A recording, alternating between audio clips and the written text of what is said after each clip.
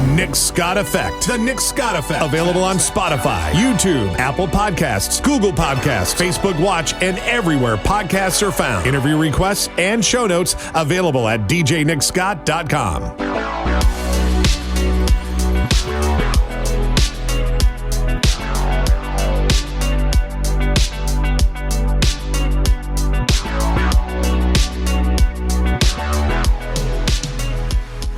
Hey, what's going on? It's Nick. Thanks for checking out another episode of the podcast. Pretty excited for tonight's episode, or today's, whenever you're listening to this. I have Dave Lenahan joining me today. Dave and I have a very long history together.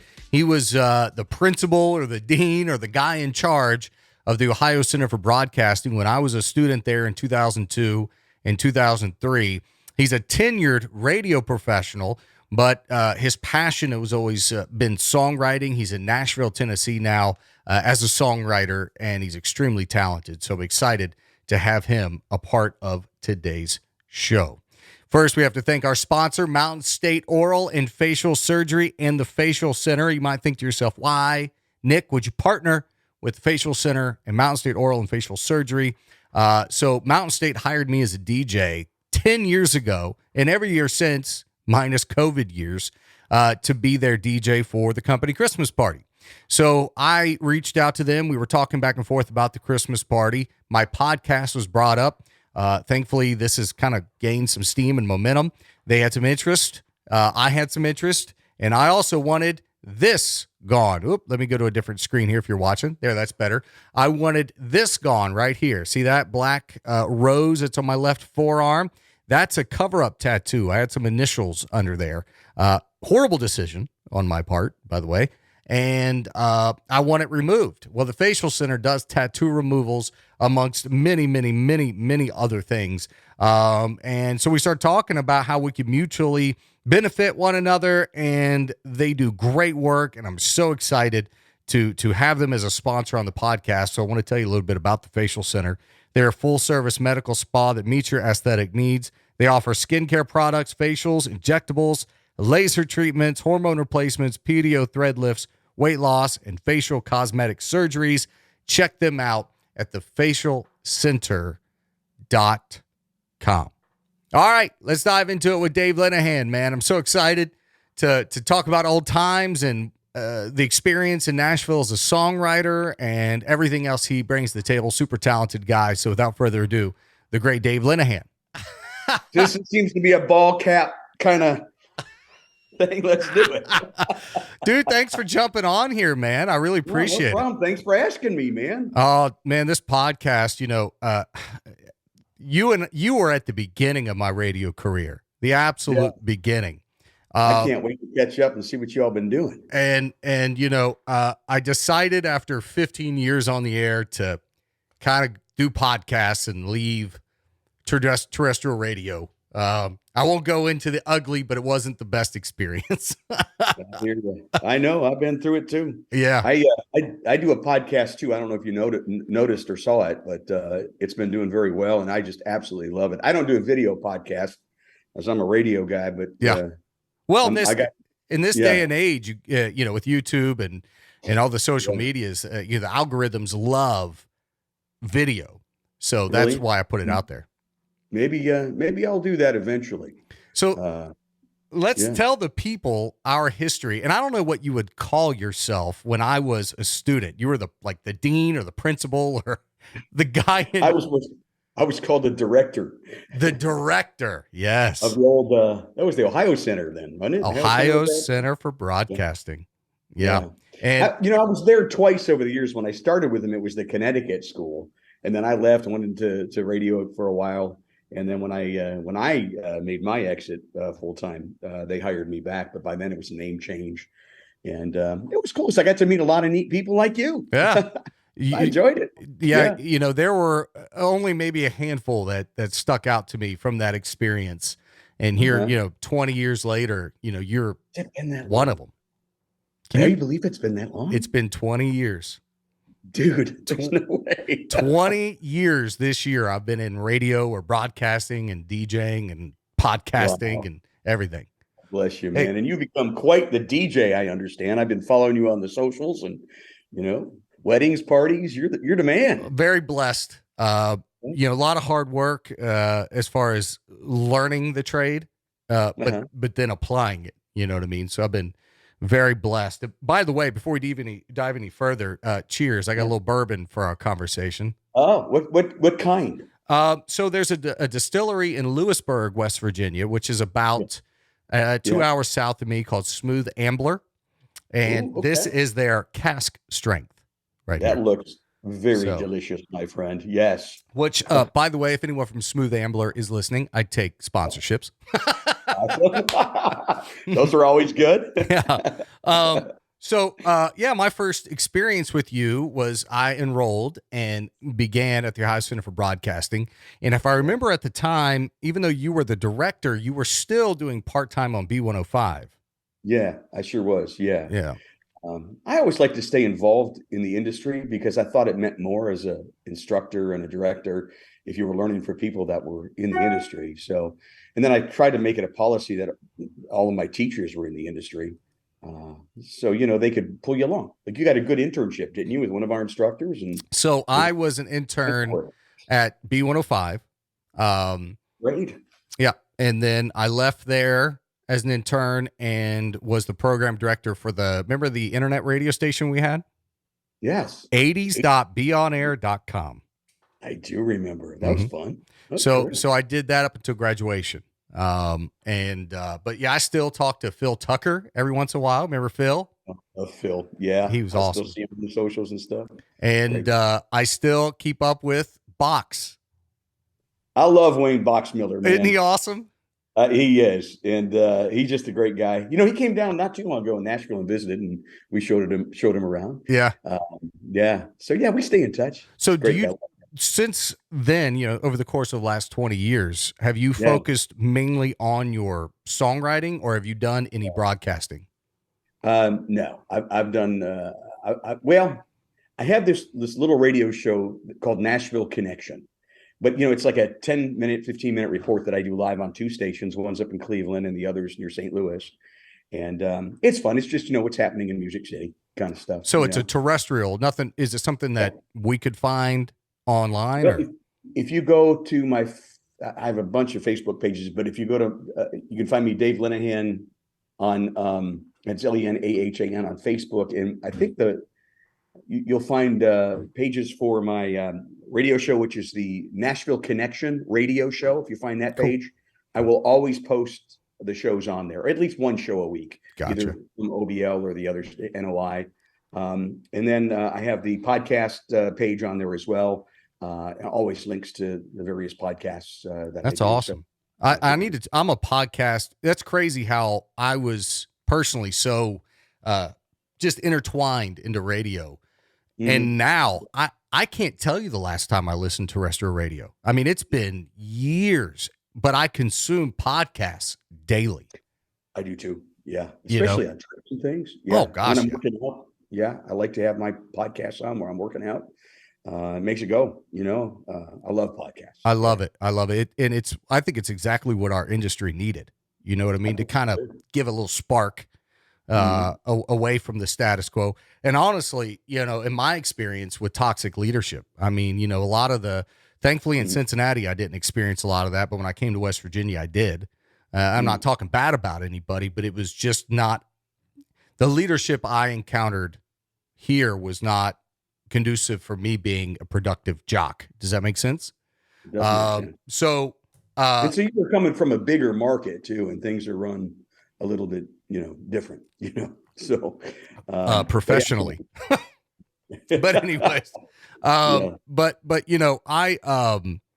podcasting has allowed so many folks like you and I, who radio in all of its nasty fangs have maybe hurt us, or maybe left a little bitterness in us, has allowed us to still do something, be creative, do something that we love, do something that we enjoy. And I've got a sponsor on this podcast, so I've actually started to monetize this, which is incredible to me. that we have that ability to do that in this day and age. Yeah, I'll plug mine is called Songwriter Connection Podcast. So I connect with a lot of the pro writers here in town and the up and coming ones that I really enjoy. And I publish weekly, real early on Wednesday morning, so that people can get up on Wednesday and have a cup of coffee and listen, do their workout or whatever. But I use a host called Red Circle. Yeah, and they're fantastic. They get it all out there. All I do is upload it. They put it all the sites, and then they sell the advertising, and I get a portion of it. Then I also have local sponsors that help too. So it does help. Yeah. So, and I tell people, Scott, Nick, I was telling you what you were saying there, just to piggyback on it. I always tell people I love doing my podcast. It's my passion today because it's like working in radio without the politics and the BS. I'm my own boss. I'll have my own guests. If I edit it. I do everything, and I'm sure you feel the same. 100%. You know, I've always said, folks ask me, Nick, why can't we hear you on the air? Nick, why didn't you go to this radio station? Or Nick, why haven't you taken a job? It's not that the opportunities weren't there. I've turned down opportunities. I didn't want to contribute to what I felt like was a toxic industry. And just kind of wanted to do my own thing. Now, I do feel like I need to say, because so many people watch my podcast and listen. I do feel like I need to say there is a distinguishable difference from when I contribute like mix shows to radio stations, because I'm just doing the audio and I'm mixing records and I'm giving them content, versus actually being like an employee on the air. You know what I mean? Yeah. That's such a talent, Nick. That's awesome.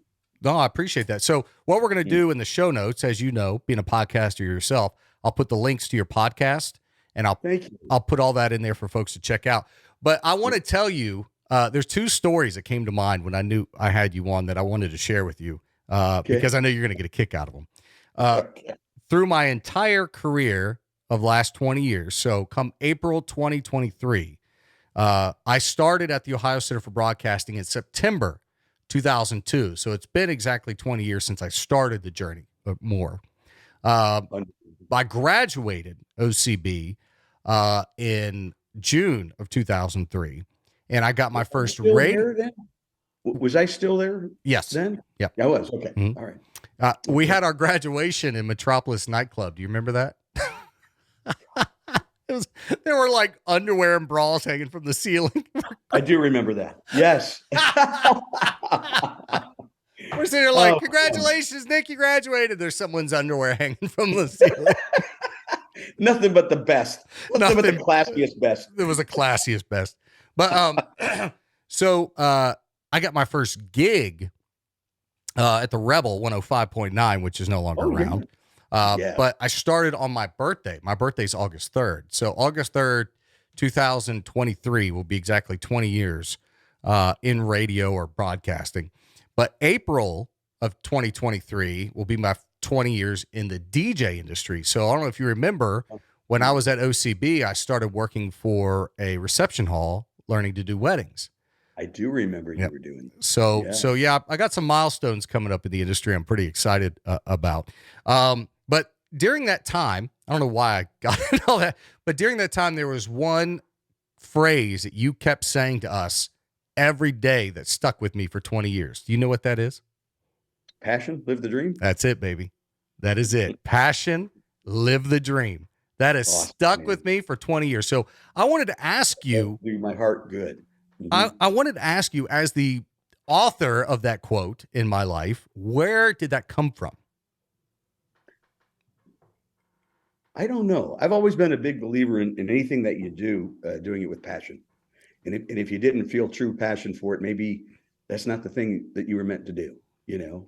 And I just don't know how it came about. I wish I could tell you, but I still live the same thing today. Yeah. And people ask me how things are going. I tell them I'm living the dream, dude. I'm living the dream. I'm doing exactly what I want to be doing at this part in time. I'm writing songs. I'm hosting songwriters nights, entrenching myself in the songwriter community at one of the biggest songwriter capitals of the world. Yeah. I'm playing music out, 3-4 times a week. I'm writing daily, plus making time to do the radio shows and the podcast. Sure. I'm busier than I ever ever been. But I worked hard to get here. You did. And I followed you on the socials after our time together at the school. And you've just been a hustler.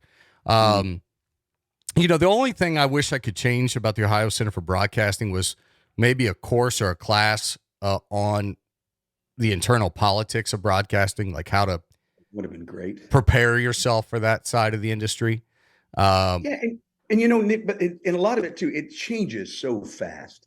In the past 20 years since you and I, the industry has changed so much. I mean, it's like you said, you don't listen to terrestrial radio very much. There's one station down here I listen to a lot when I do listen to traditional terrestrial radio. Terrestrial, yeah. But it's a different format. It's not one of those top 40 or big top 40 country.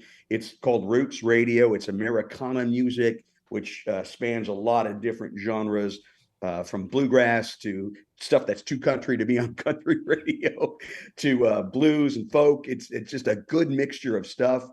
And when I do listen to terrestrial radio, I do. And it's a shame because for a lot of different reasons. When I was growing up, radio was the internet. When I grew up, you didn't go anywhere without your radio. And you discovered new music on the radio, not so much today. Yeah. And it's interesting how it's changed over the past 20 years. What hasn't changed is the radio stations, terrestrial stations, are paying the bulk of the royalties to the songwriters and artists, where the internet and the Spotifys and the Pandoras are paying really next to nothing. Wow, I didn't know that. Who's got more listeners these days? That's something that's debatable. But things have got. I would absolutely say Spotify and streaming has more listeners. Yeah, I would think so. I would think so. They pay nothing, hardly anything. Is that because of a law or regulation? How does that work? Because they can get away with it. And I don't know why. They cut deals with the big major record companies, right? That will pay you so much, and they have permission to stream that stuff, while the songwriters are just getting pretty much ignored. Wow. It's amazing how little you get for 1 million streams today. How many? Enlighten me. This is all. I don't know anything about this stuff. It is, you should, like on radio, let's say if your song was streaming on radio, it's almost 10 cents per time that it's played. And it's the same. There's mechanical royalties and there are airplay royalties. And it's the same thing. It's a dime, a little less than a dime, but it's easier to go with a dime. But it's split up. So if you've got a publishing company, they get half of that. Wow. You got a co-writer, he gets half of that, half of what's left. You got 3 co-writers, a third of what's left. Okay. Wow. And people aren't buying music today, so that cash flow is gone. Yeah. So they're all stressing toward radio airplay because that's still paying.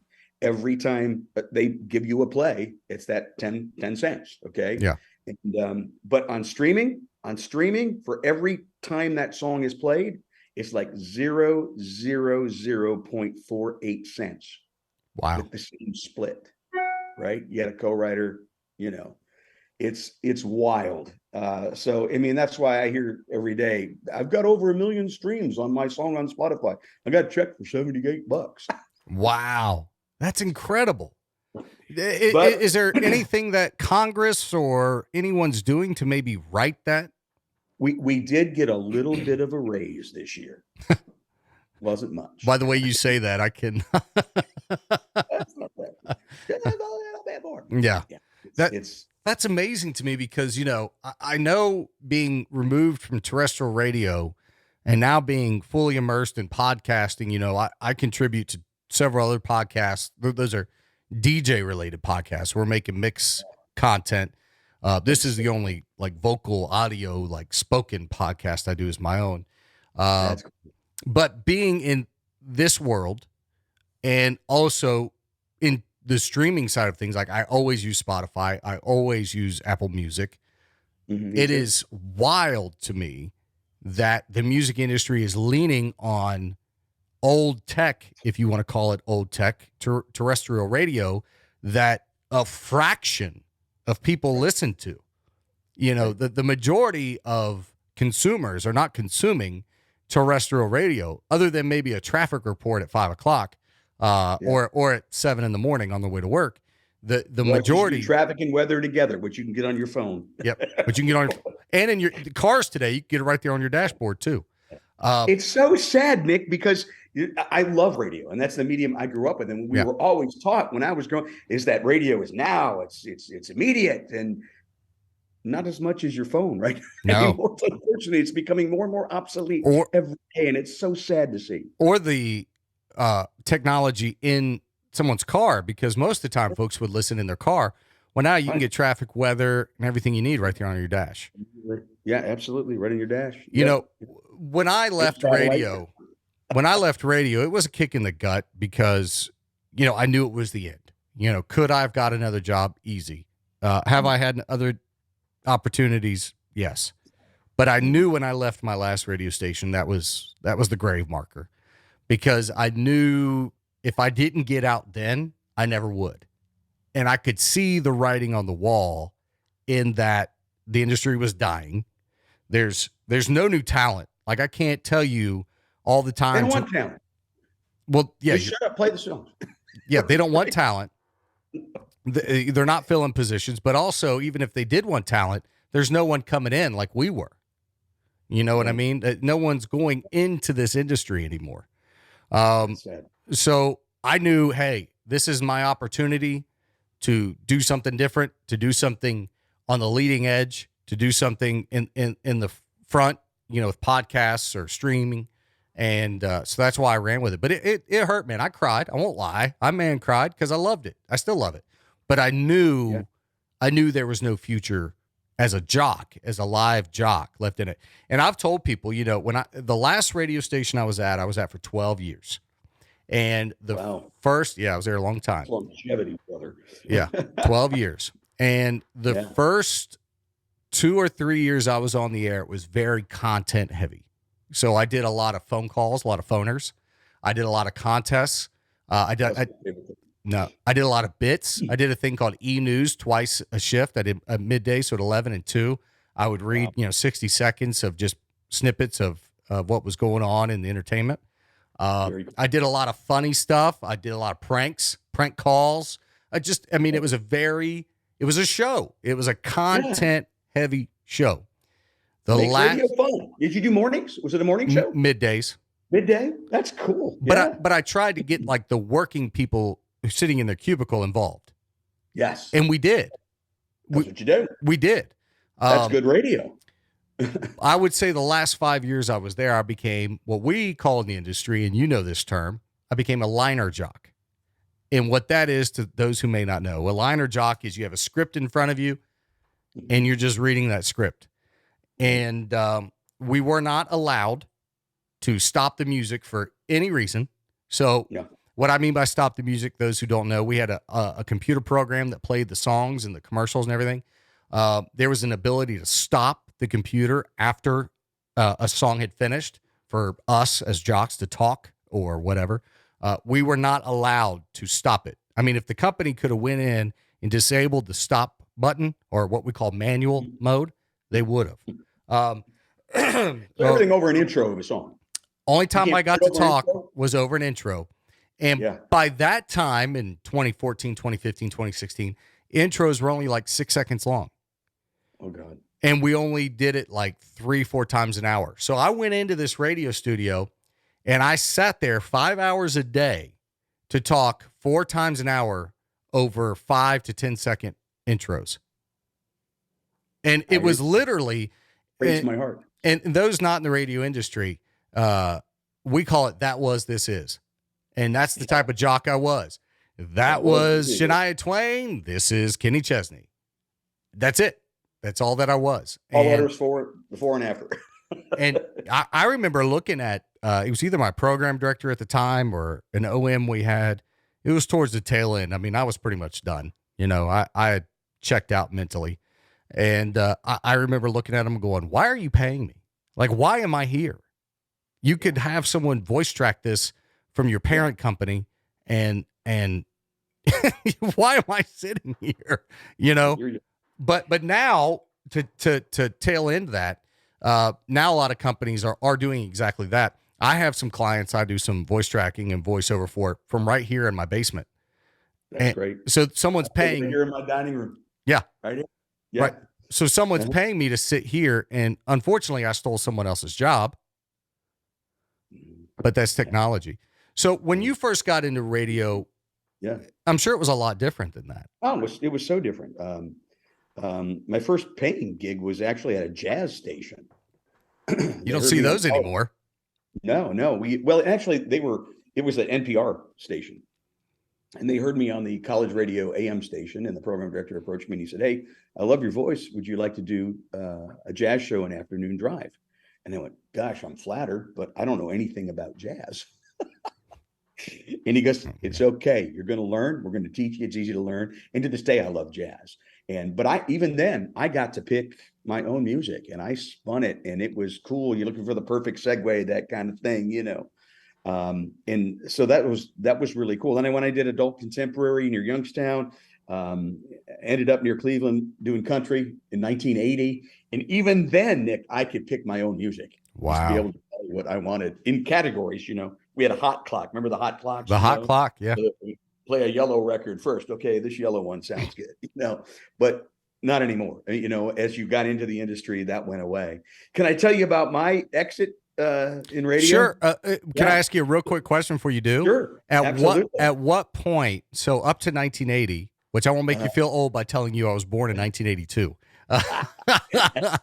But at what point did you see? Was it a market thing, or was it a time where you saw you could no longer pick your own music? Because when I started in 2003, the playlist was already made for you. The misnomer that listeners don't know is the jocks, the people, the voices you hear on the air, they're not picking the music. It's something that's been picked weeks ago. Music log, you check it. You didn't play it, you cross it out so they know. Yeah, you check it or you cross it out. That's it. Yeah. So at what point did you experience not being able to pick your own music? Well, when I went to work at B105, but what was really cool when I worked there, and still it's a big Cincinnati station. They put me on this Saturday night show called Jukebox Saturday Night, where I had a lot of creative freedom. And again, it was active. You put the callers on the air, they're requesting their songs, and I could play a request, and then eventually it went away. There was 2 times that you could hear at 20 after and at 10 after. You play this thing, and there's a little spot bed underneath that you can put the caller's name and play the song. So then it was down to 2 records I could pick. And then pretty soon that went away. You had a caller and you can match it up with the song that was coming up, then you did. But and then when 96.5, I was doing afternoon drive, and we were going right after B105 and knocked them down a few pegs. I had a lot more freedom. We were allowed to play requests, and we could pick and choose some, but eventually we got to a point where the ratings started to really, do well. And when that happened, they started tightening it up, and it was a little less fun. But where I decided I was done, I was working at B105, and I was doing an evening shift one night. And I noticed that at the end of the night, I was playing the same oldies that I had played to start the night. So the program director was a guy I really admired, Tim Clausen. Oh, Tim. I love Tim. What I loved about Tim is, we'd always, he required air check sessions. You'd come into his office, he'd listen to, what you did that night or the last time you were on the air. Hey, maybe let's try this. And, it was always a positive thing. Sometimes he'd beat you up, but, he helped me improve. Sure. And so I asked him after that show, I said, Tim, I'm playing the same oldies as I start my show with in the last hour of my show. So my question to you is, how many songs are in total rotation right now? He goes, right now, are you talking all the currents and the recurrents? Recurrents are recent hits that just come up. Yeah. Said, yeah, all of them, the whole kit and caboodle. How many in total rotation? He said, well, I think we're a little bit high right now. I'd like to cut it down by about 20, 25. We currently have 300 songs in rotation. Wow. 300 songs. 300. All the country music out there. Yeah. That's a lot. And I'm like, this is not for me anymore. Yeah. And you better believe the oldies and anything they played was highly researched. Yeah. Auditorium tested. This is what people want to hear. Yeah. Well, and that was something that I got a lot too, was, the research says. I'm like, who are you researching? Who are you talking to? Because right? we played All American Rejects, Dirty Little Secret, which came out in 2005. I was working at Q102 at the time. So that was new and hot in 2005. In 2015, we were playing that song on a top 40 station once every 2 hours, once a shift. I believe. And they're like, all the research says. I'm like, what? Who are you researching that wants to hear My Dirty Little Secret once a shift, 4, 5, 6 times a day for a 10-year-old song? Who are you talking to? I always used to tell them, and who listened to me, but Yeah. I used to say, research is a valuable tool, but use it as a tool. It's not the begin and end all, And by the time you test that and you get your results and you start playing it, they could be sick of that song already. Could be. Give me something new.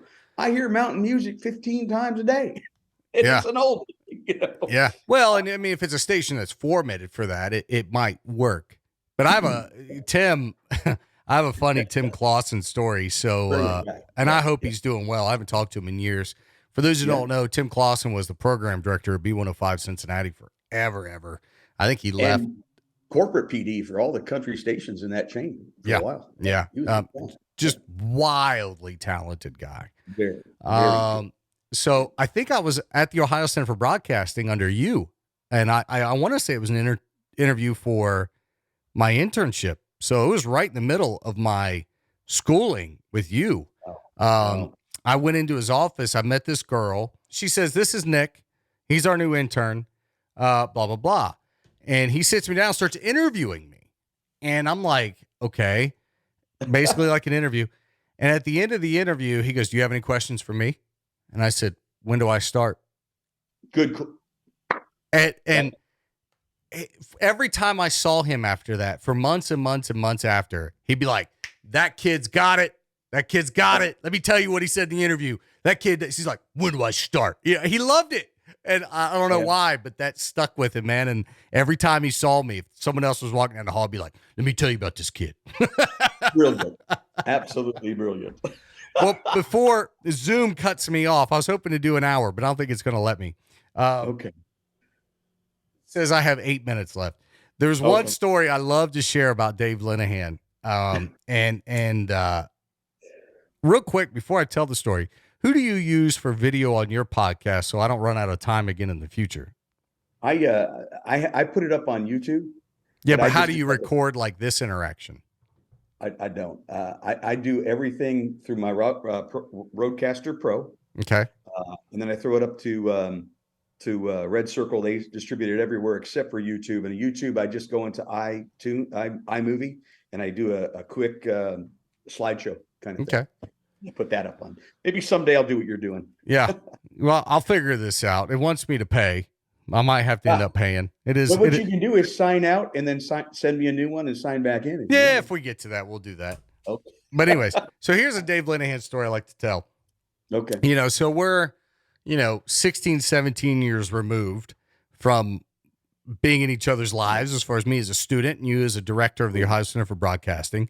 And it was the first Thanksgiving. So this is 2017 that I had literally just walked away from terrestrial radio, and my family, my wife's family and my family decided to go to Nashville for Thanksgiving. And we were staying at the Gaylord. You know exactly what I'm going to say. We went to the Gaylord. We stayed at the Gaylord Opryland Hotel, which is gorgeous. Oh, man. And so we were there. We got there on Thanksgiving. We had Thanksgiving dinner at the hotel. Black Friday, we shopped at the mall that's right there beside it.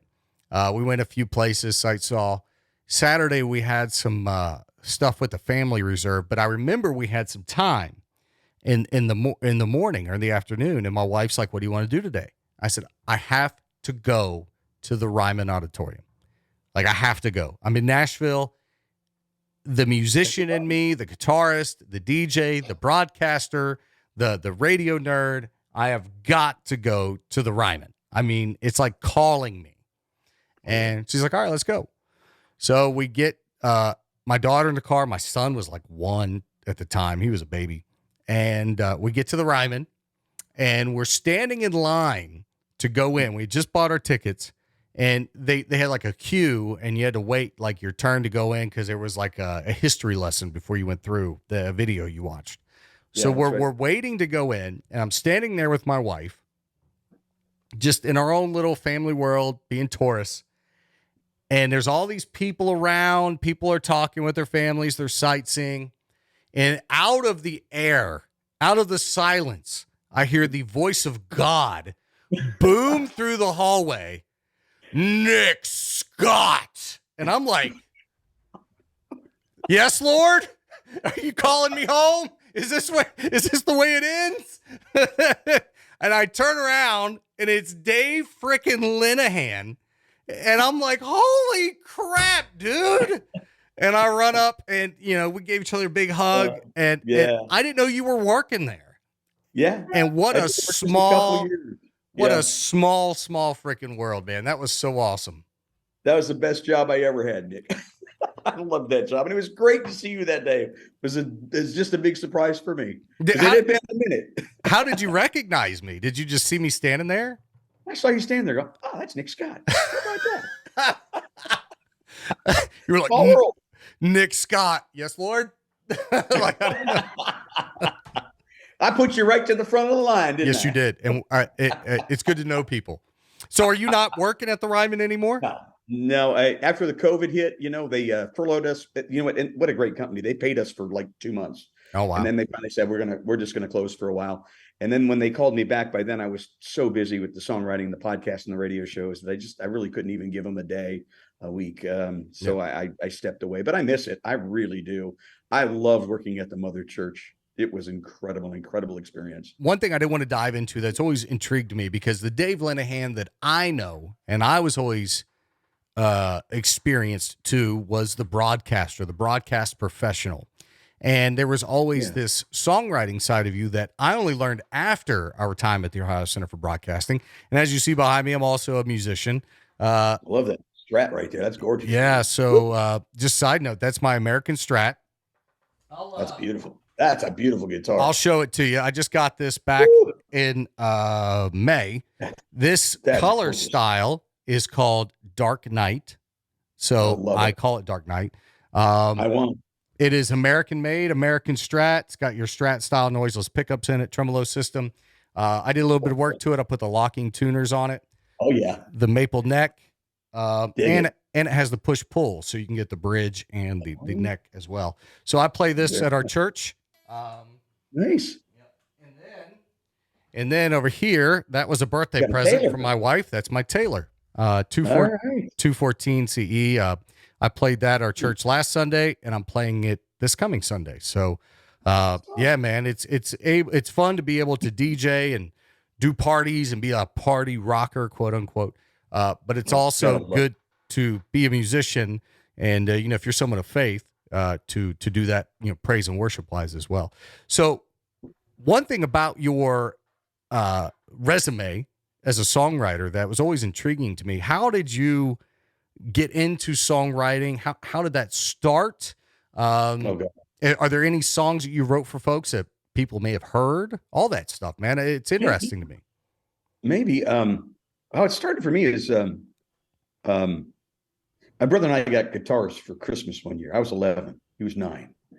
And I just loved it right away. I'd pick it up, try to find new things to play on it and progressions and stuff. And so I always was interested in finding new melodies, so I guess that was the songwriter in me even back then. Yeah. But I always played, and we used to play in church a lot too. My brother and I, all the guitar masses were brought up Catholic, and was always involved in music. I knew by the time I was in high school, I was not going to be a rock star. Yeah. So I thought the next best thing would be to play my favorite stuff on the radio. So that's how I got into broadcasting, but I never really gave up on that dream. It was always there in the back of my head. And when I was working at 96.5 in Cincinnati, I was doing an afternoon drive, and I got a call one day from NSAI, which is the Nashville Songwriters Association International. fantastic group. If you're into songwriting, if you're thinking you want to be a songwriter, I would say start there. Go to their website, NSAI. I think it's songwriter.com or something like that. But if you Google NSAI, it will come up. And what I didn't know is there was a real active, huge chapter of NSAI in Cincinnati and Dayton. Oh, wow. And they asked me if I would come and talk about how songs make it on the radio and charting, that kind of stuff. And I said, can I bring along my program director? And they go, absolutely. So Jay and I went over to this meeting, and Nick, I was floored. I mean, we're in this room of 60 people, and they're all songwriters. I'm like, you guys are all songwriters? Yeah. There's a community of songwriters right here. They go, yeah. Next thing I know, I joined, and man, I'm telling you, it was trips down to Nashville. It was learning the craft. It was perfecting the craft. It was co-writing with people. It was playing out. It was doing songwriter rounds. I just got addicted to it. And when I left radio full time in 2006, I really decided that that's what I wanted to pursue, but I wasn't in a financial way to do that yet. Right. My wife was the first to retire. She says, let's move to Nashville. And, a lot of trips down to Nashville. It was hard to leave every time because you make more friends and it felt like home. And so in 2013, we moved here. Oh, wow. And yeah. And she was retired. I continued to work. I was selling Lexus cars, making money, storing it away. Yeah. Retired in 2017 and just started in full time. The Ryman gig was kind of that job in between. I mean, I couldn't see myself, just stopping working, Right. Yeah. So I thought Ryman would be a cool job as a tour guide, because I got to tell my stories that, sure. And I'm so into the country music history. So to work at the historic Ryman was just great. But then eventually the songwriting just got too busy in the podcasting. And just to give you an idea how it works, great songs today, they're most of the time, I'd say 90% of the time, at least here in Nashville, they're co-written. Mm-hmm. And 2-3 heads are better than one. And if you looked at the songwriters and some of the hits today, you'll see 5-6 songwriters sometimes on them. But I like to write in groups of 2 or 3. And I have a very busy schedule. We set appointments to write. And I usually have 4 or 5 appointments a week. Wow. We just sit down and write. Yeah. We throw out ideas, decide what we're going to write, perfect it. Make a little work tape on it. There's certainly a lot more songwriters that have written a lot more songs than me, but it's been an active year for me. I'm at 70 songs already. Oh, this wow. year. This now, year? This year. Now, I'm not saying. Oh, my gosh. All 70 are great hit songs, but, if maybe 10, 6 wow, that I want to demo, or record myself, then I feel good. But sometimes you got to write the crap to get to the good stuff. So do you take your material and market them to talent agencies, or how does that work? Publishers or artists. Okay. And I like to write with the young artists that are coming up, because they're usually cutting these songs. Right. And what the internet has been a double-edged sword. So maybe we can't get them on the radio, but they can get a lot of streams. And they can cut a video, and they can get that song played out there and get noticed. And that's where I've been having a lot of luck with. There's an artist out of Little Rock, Arkansas, named Pamela Hopkins. She plays all over. She's in Japan this week playing. Oh, wow. Her last album was called Giving a Damn Don't Go With My Outfit, which I wrote with her. What a song title. Isn't that something else? Yeah. And it started on her T-shirt. She was wearing, to the right, we were Zoom writing, just like, and she had this T-shirt. What's that say? Is giving a don't go with my outlet. And I go, girl, we're going to write that. Yeah. So we can't write that. I said, oh yeah. It's giving a damn. Don't go with my outfit. Let's write that. Yeah. We're writing that. And, it became a nice regional hit for her. So you and I have a mutual friend, Kate Boytek. Yes. I was going to ask you. Yep. I saw the podcast that you did with her. Yeah.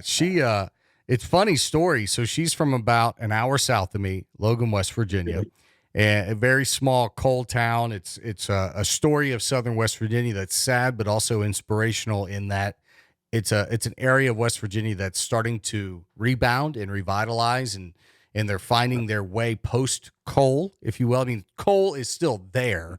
Don't get me wrong, but it's not like the big industry driver that it was 30, 40, 50 years ago. You know what I mean?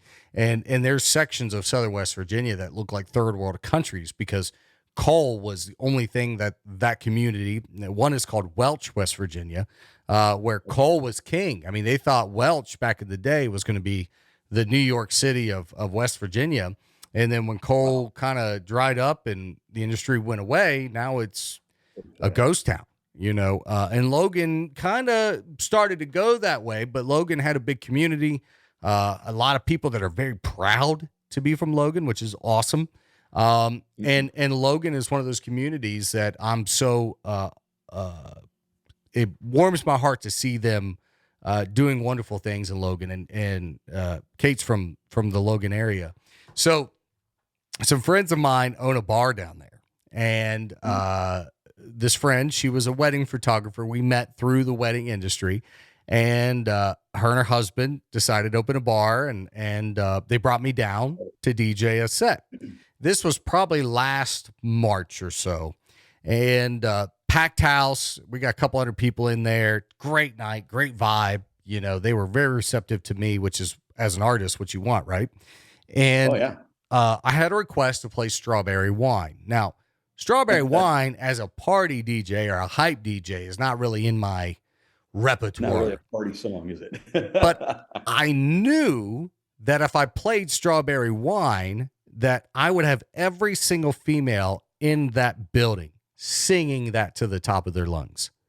And what I would do is I would cut the song out at certain points, and you would hear all of the ladies in the house singing at the top of their lungs. It was beautiful. That's how you do it, bro. Awesome. So the very first verse, I'm playing it, people are singing, and this girl comes up to me. She goes, "Can I have the microphone and sing it?" Normally, that's a hard no, dog. Like, you're not taking my microphone. You're not dropping it. You're not whatever. Well, I don't know what it was. I think I had a little bit of bourbon to that point.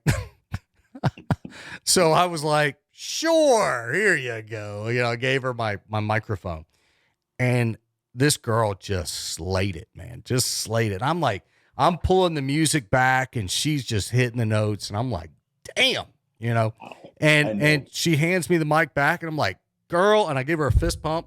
And I was like, you crushed it. She's like, thanks. And that was it. So fast forward to this last July, I'm doing a concert down there. I'm opening for the band Little Texas. And Kate is there doing like a side show. And it's the first time I met her in person. And she goes, "Do you remember when you DJ'd here in March, a girl came up and asked to sing Strawberry Wine?" I said, "Yeah." She goes, "That was me." I was like, oh, that makes sense because the girl who did it was incredible. So we became friends after that. So that's how I met Kate. And then we just became friends afterwards. We had her play. I do a little songwriter night on Wednesdays here in my hometown of Hermitage, just outside of Nashville, just east by the airport. And she was in one night and sang and absolutely blew me away. I will tell you this about her. She is the real deal.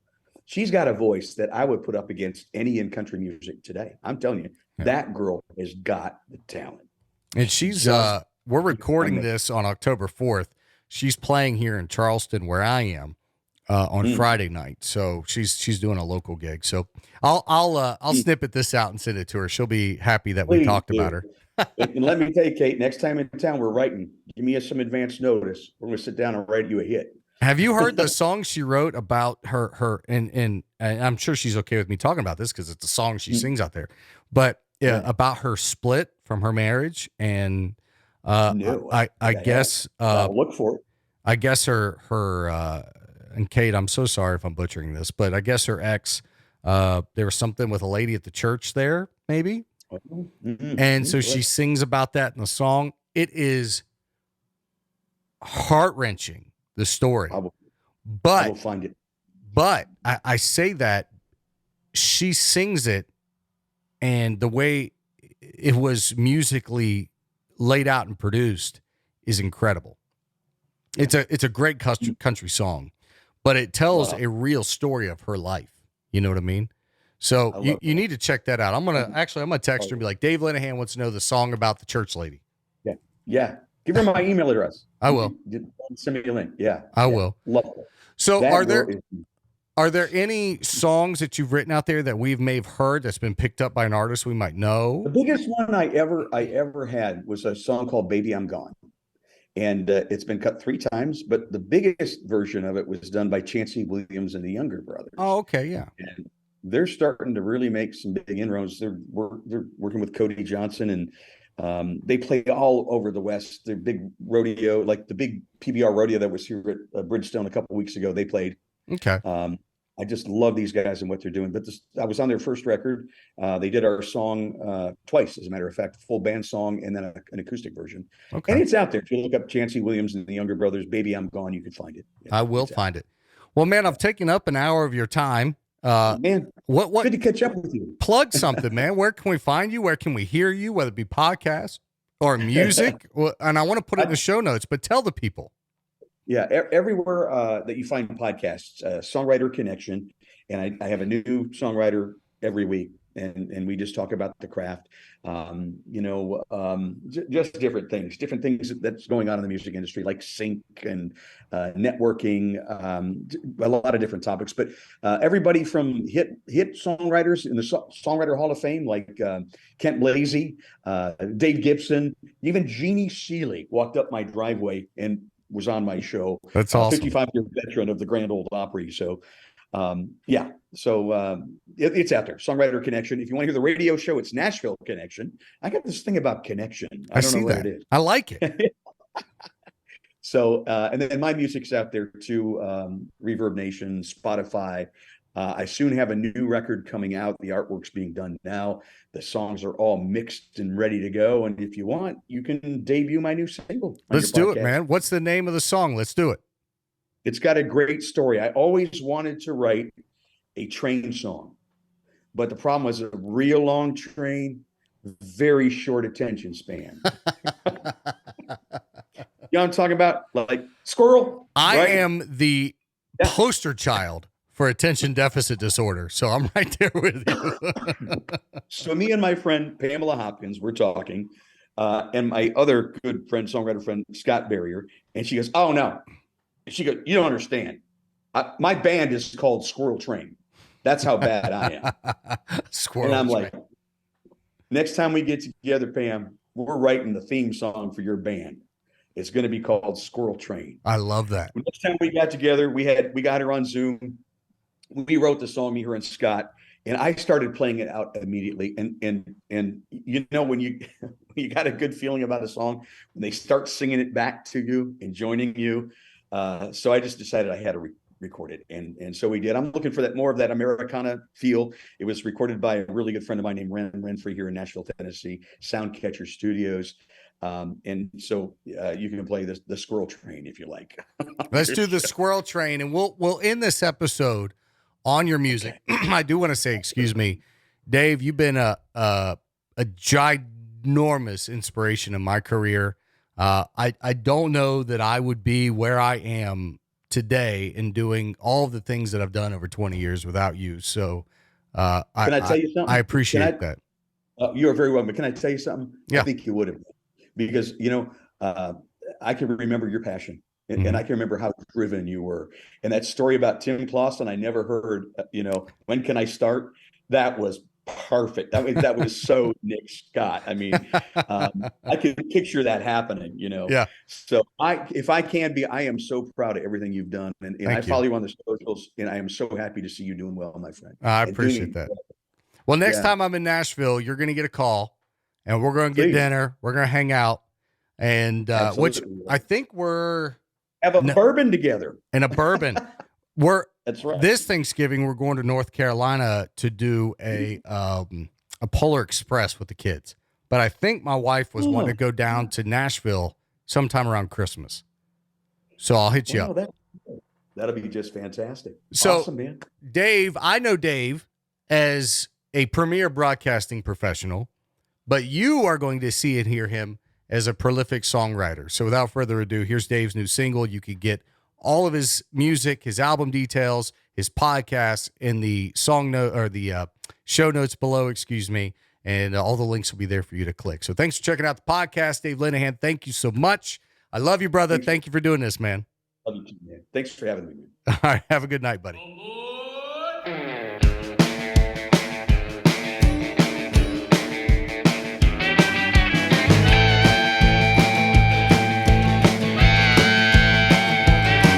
I'm known in certain circles for my ADD. My friends know I'm distracted so damn easily. I could walk into a room and have no clue why I'm there. I forgot what I was looking for. I just stand and stare. Squirrel train, bad to leave the station. Squirrel train, my mind was on vacation. Squirrel train, completely off the tracks. Sometimes I wonder if it's ever coming back. Squirrel train, squirrel train. Well, I must admit I suffer from that CRS disease. My mind goes right and left and everywhere in between. You gotta know it's guaranteed I'll forget your name. I had it when you said it, it just flitter flied away.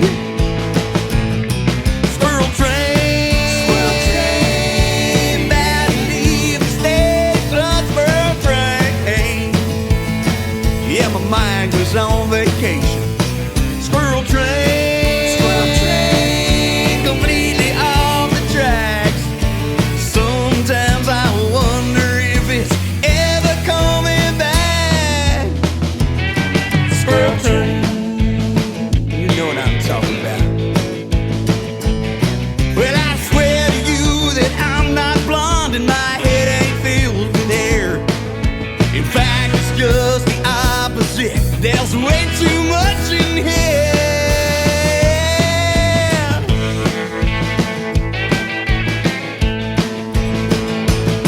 Squirrel train, bad to leave the station. Squirrel train, I think I need some medication. Squirrel train, completely off the tracks. Sometimes I wonder if it's ever coming back. Squirrel train, yeah. And I swear if I had like $1 for every thought I lost just last week, I'd be, hey, squirrel, where's that squirrel? Who got that squirrel? Hey, squirrel train, squirrel train, squirrel train.